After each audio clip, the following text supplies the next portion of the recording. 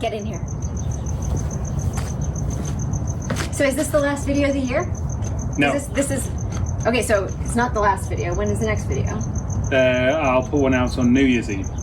So this is the Christmas edition. This is the Christmas edition. Perfect. I dressed just right. Well, because, I've been very holiday this year. I need some damn cheer, people, right? Like, we need a little cheer. It's been a year. And on that note, welcome to this holiday edition of Nathan's Garage, where pretty much all the holiday is going to be encased within the intro, and then it's just going to be a normal episode, but full of cheer, kind of. As cheerful as he gets. Yeah, and... Edit that out. Or can we make light of it? Well, this is all staying in, so light has been made. Well, I know. Alright, keep going. So welcome to Nathan's Garage. I'm Nathan Kershaw. This is Wife-tastic. And that is The Huxley Bear. And we are pretty much every aspect of Nathan's Garage. It's not just me. There is so much more. There is an entire family support system right there. Oh, yay, yes. You see, he knows. He knows. He's the emotional support dog. God, yes. Pretty much. God, yes. Yes. So welcome to Nathan's Garage. Thank you so much for supporting the channel throughout the year. If you want to carry on supporting the channel, which we fully support, right? You can go down to the description, down to Teespring, and you can find Nathan's Garage PayPal pool, which is kind of a tip jar. You just throw some money in, supports the channel, or you can go to Patreon if you want to do like a monthly subscription. And you get a few extra perks, early episodes, all that kind of good. It all goes towards supporting the channel and makes Wife-tastic really happy. Well, especially when you guys buy some merch, whether it's the t-shirts, the sweatshirts, the mugs, all of which were lovingly crafted on the Teespring site by me. True story. Was that? Anyway, the point is, the merch is a joint effort, mostly me. I mean, he's the yes/no guy. I'm the how about this girl? And yeah, so every time you guys buy anything, I am so happy. I'm constantly like signing in and like, how many t-shirts this week? And I get really excited. So thank you very much. It is honestly really meaningful that you guys would want to have a piece of the channel for yourselves, that you can wear or have or use. And yeah, it's awesome. It makes me really happy. Happy dance. And on that happy dance note, happy Christmas and happy holidays to everybody. Yes. I hope you have a great time. We've all survived the year and we're here. We are here. But we're here. We'll plan on staying. We're here. That's the main thing. We're here. Yeah. And so are you. And cheers to you. And without further ado, let's get on with working on this old girl and letting you know what's happening, because it's all very, very exciting. How exciting is it? Very, very, very. Is it just exciting because you finally returned after an awfully long hiatus? No, there was something that was sticking me, and Okay. I've now moved that obstacle out of the way. Permanently? And I am yes, You're unstuck? unstuck, Unstuck on the Mutt? unstuck. You heard it here. Hold him to it. We are going to be crossing the finish line soon. Definitely. All right, that's really exciting. I'll be there with the checkered flag. Okay. Listen, I don't want anybody to think I don't love the Mutt. I just haven't loved the duration of the Mutt. As, from reading the comments, neither of you. So let's all hold him to it. I'll do my part, and cheers to the Mutt. Cheers to your new year. I probably won't be there for that video. I don't know, maybe. But I wanted to show up today, and thank you for supporting the channel. And now with that, I will get out of the way, and you can do the fun bits. And Huxley's joining the video too. Bye, guys. Bye. It's so big I can't get it in frame. Never thought I'd be saying that. Yeah, so let's see how that goes at an angle down there.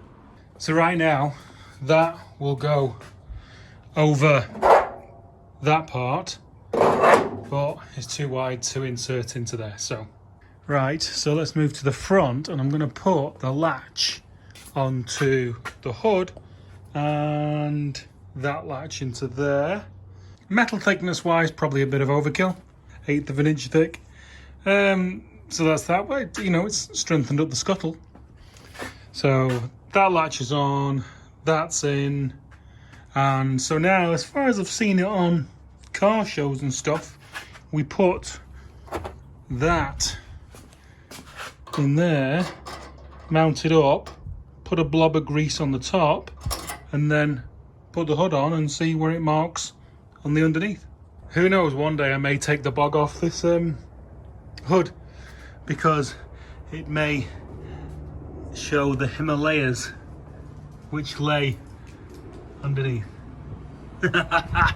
Have to admit, if I did this again, I'd probably go old school with the bonnet pins that stick through and the clip that goes over, because these things, major pain in the arse. Now, it would have been nice, obviously, if I'd have done my calculations properly and had them in the same place, which they're not.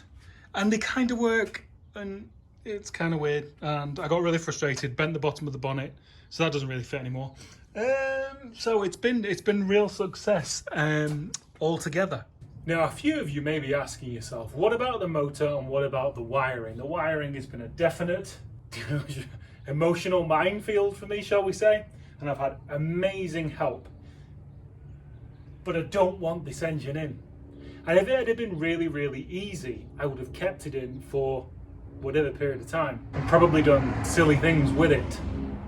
But I just don't want it in, so I've made a decision. The engine's coming out. We're taking 2 steps back to take 1 step forward.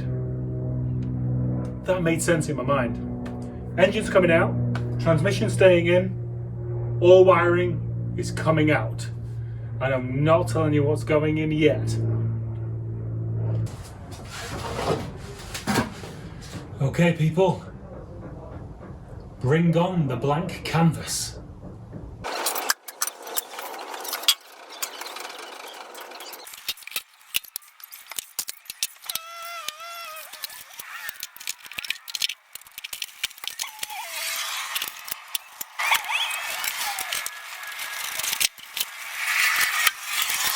Blank canvas, you say? Blank canvas, I say.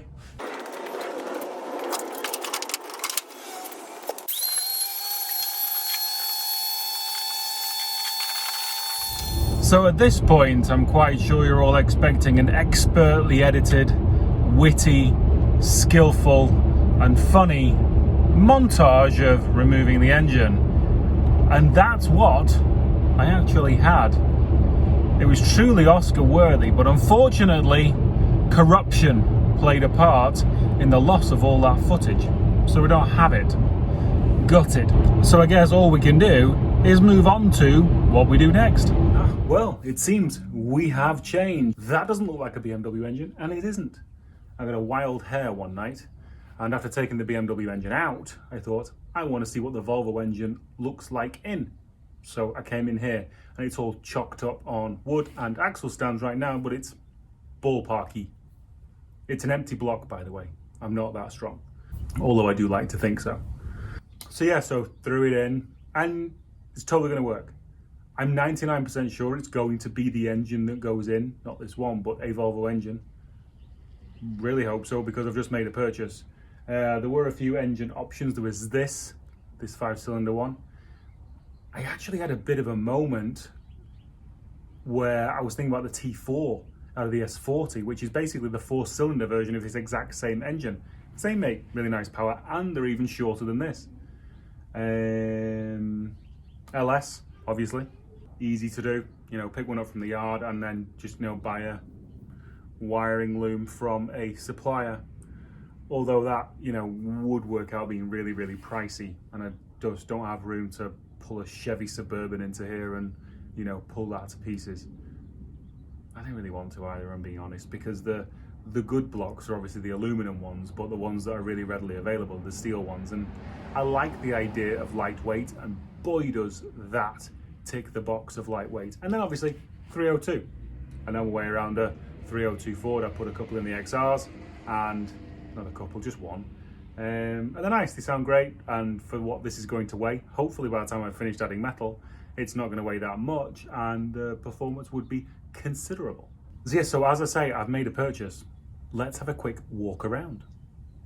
And here she is. For the longest time, I really was a little sad about the fact that I was going to be parting this, because she, on the surface, is clean. Definitely had paint at points, but for an 05 Volvo S60 that's done 210,000 miles, it's nice. She's really, really nice. The interior is nice as well. I like the wheels on these. I just think they're a handsome car. I really do. Whenever I had them, for dailies for whatever period of time. They're you know, the autos are nice. They're just such a nice car. A bit floaty, but you know, really, really nice. And this one, seen a bit of sun action on the paint right there. I don't know if you can see it. But this one, yeah, interior, really nice. So hopefully we'll be able to sell some of this stuff and get some money back. But yeah, handsome car. We just gotta rid it of a bit of an engine issue. And I actually have a funny story about this car. So I found it on OfferUp. You know, engine issues, smoking, blah, blah, blah. Super clean car though, obviously, as you've just seen. The kid was super nice when I saw it yesterday, helpful, kind of jovial, bantery. Oh, you're gonna turn it into a rally car, blah, blah, blah. I was like, you know, I was gonna use it for parts, but it's really, really clean. And I do kind of need a daily. You know, the XR is dailying, but still, you know, the odd thing, I'd like to take her off the road for a couple of days just to sort stuff out, still need clearancing on the rear shocks and all that kind of stuff. So I said, you know, I'll probably daily this. He's like, oh yeah, cool. So left the deposit. There were some parts in the trunk, like, you know, lower arms, all brand new, that he was obviously going to put on this car. And I bid him, you know, I didn't give him anywhere near what he wanted for it, but the car had been for sale for 2 months, illustrating to me the fact that it was up for too much money. So we did a deal. And I went back this morning and I was going to do the cheeky 888. So turned up, and let's say it was a different person today.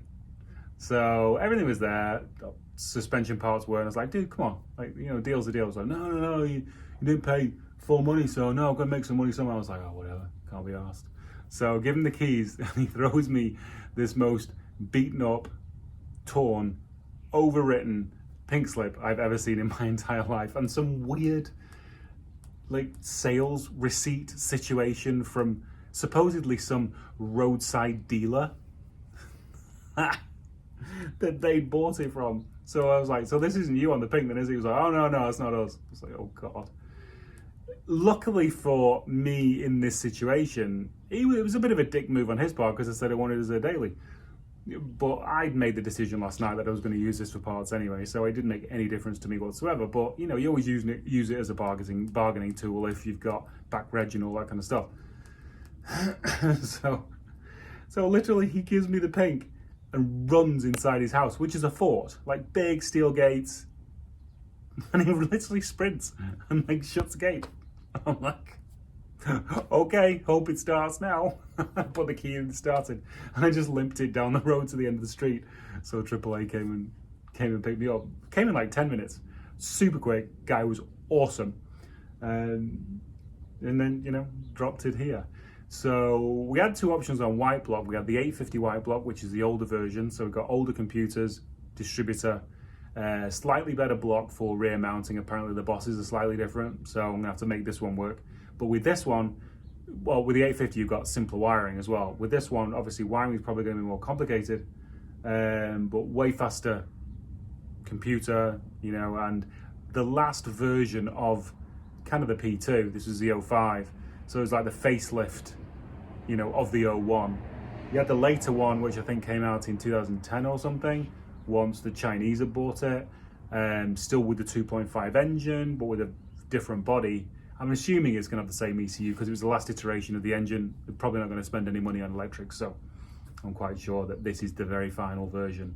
So that's good, you know. We've got tech to play with. That's good to learn, I suppose, you know. That model, so that is a 2.5T, which is a high compression, low pressure model. Now I kind of like them, and they're actually the less desirable model. The desirable model is either the R or the T5. The T5 being the best because it's a 2.4 with thicker cylinder walls, but bigger turbo means more lag, and they're a little sleepy off the line. And I tend to drive things that are a little more torquey. I mean, the XR is completely mid-range. It's like not a lot on the bottom, not a lot on the top, it's all in the middle. Just because of technology, really. That Jeff Esteban's car, that was awesome, really well sorted. So anyway, there's a 2.5T, which I'm happy about. You know, we can play with it at a later date. If I want to put a 2.4 engine in this, I can, and we can mess around with tune and all that kind of stuff with Volvo Yoda. But hopefully, after I've stopped adding metal to this thing, it's not actually going to weigh that much. Maybe. We'll see. Let's have a quick look around at how this one fits in here. As I say, this is an empty block and it's all supported on wood chocks and all that kind of stuff. This is a turbo. It's actually off an XR. I bought it because it's got this front turn John bar off the forums, sold it to me. And when he packaged it, he actually clocked it to fit it in the box. And I've never clocked a turbo before and it didn't fit and I was so confused. It took me a second. So as you can see, BMW transmission's there with tons of room to go back.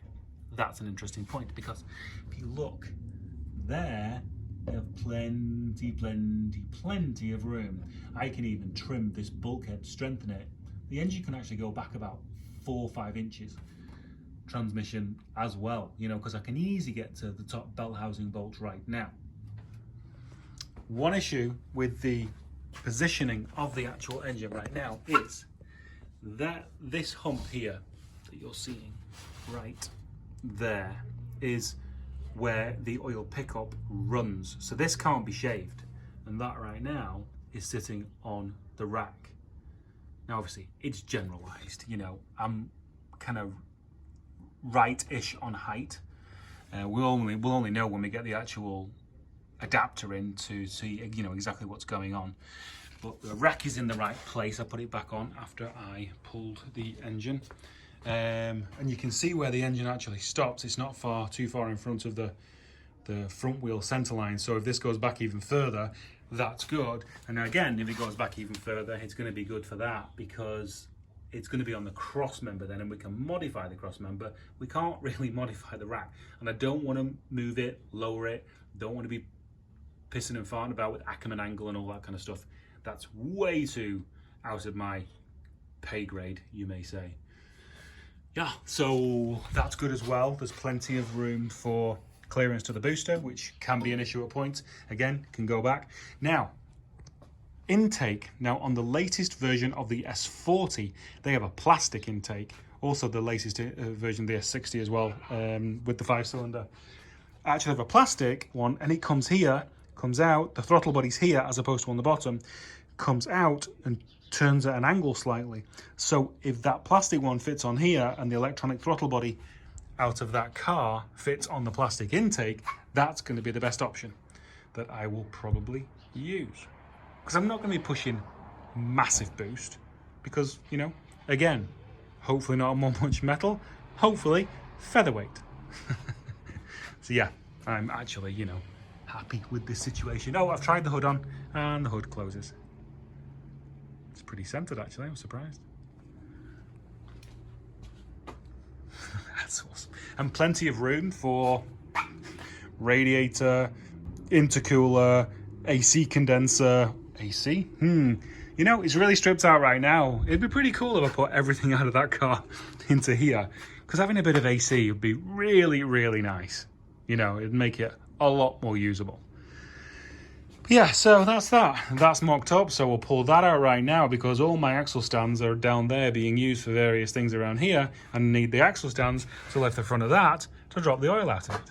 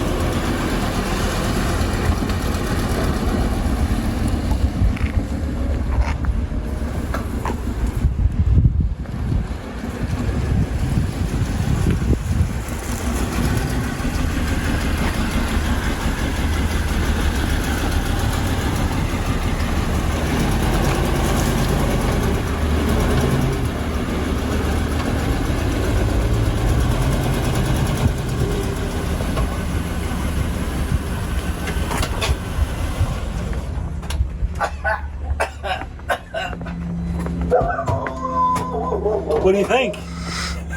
Right, we had possibly, I'm gonna say about 8 litres of oil in, and I think capacity 6. So, oil light on, obviously. If the oil light's on, people just keep filling it with oil. Wrong. And I think, oh, can you see this? Oh, I hope you can see it. It's thick, it's deep. Oh my God, look at that. Oh my God. Oh, I have never seen anything like that before. Look at that. Oh my God, that's insane. That is insane. The whole... Oh! Oh! Oh my God! Oh God, it's never ending! Oh! Wow. Okay, people. Change your oil. I mean, so oil pickup wise, you can see that there is crap in the strainer, but it's not blocked. Still gonna pull it and just give it a soak. I'm gonna see if I can kind of show you guys. Oh, look at that. That's not good. That's really, really bad. I mean, that's not. That is bearing, I'm thinking. Got it. Well, I don't know. We'll consult. Oh, look at that.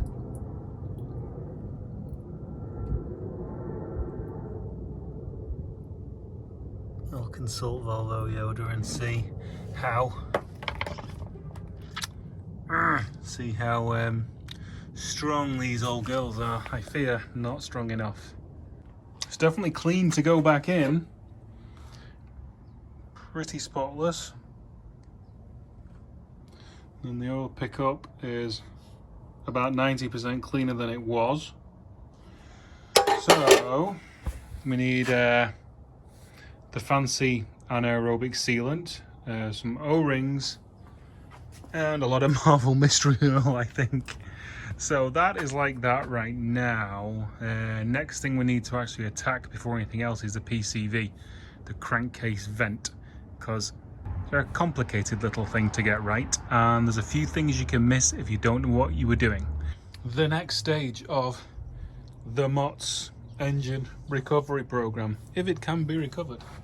So this is the pipe that goes from the intercooler to the throttle body, and you can see a little bit of oil pooling in there right now, but it was absolutely full. Like, I twisted the pipe to get it off and it just gushed out. So I think the intercooler is probably full of oil as well. So that's the breather box, the notorious PCV system that always blocks. I mean, look, oil. That throttle body points down and it's still full of oil. So that PCV system goes onto that hole there and that hole there. Notorious for blocking up with, you know, carbon buildup. Usually when people get that box, and the kid who I got the car off, he spent money and he's bought a whole new PCV system and put it on, hoping that was going to solve his problem. Should have just removed the sump as a first step at least. And it's clean. I don't know if you can see in there, but that hole's clean, and so is that one. So that's good. So I'm going to go into the car now, look up and see if I can just make sure I've got access to those holes. And if you can see in there, I think there's actually oil pooling on the back of the valve. That's insane, absolutely insane. Oh, and there, I think the part of the misfire problem may be that the plug holes are full of oil. Me's thinking. So that's another thing to investigate. Well, look at that little beauty. TDO something 14T with an ever so slight oil leak. Just a little bit. And let's have a look. Oh, she's a little bit worn, just a little. Right, let's talk to Volvo Yoda. Okay guys, that's it for this one. Thank you so much for watching. Happy holidays again. Thank you again for supporting the channel, and we'll see if we get one out like New Year's Eve, New Year's Day, maybe not. Watch this space. See you later.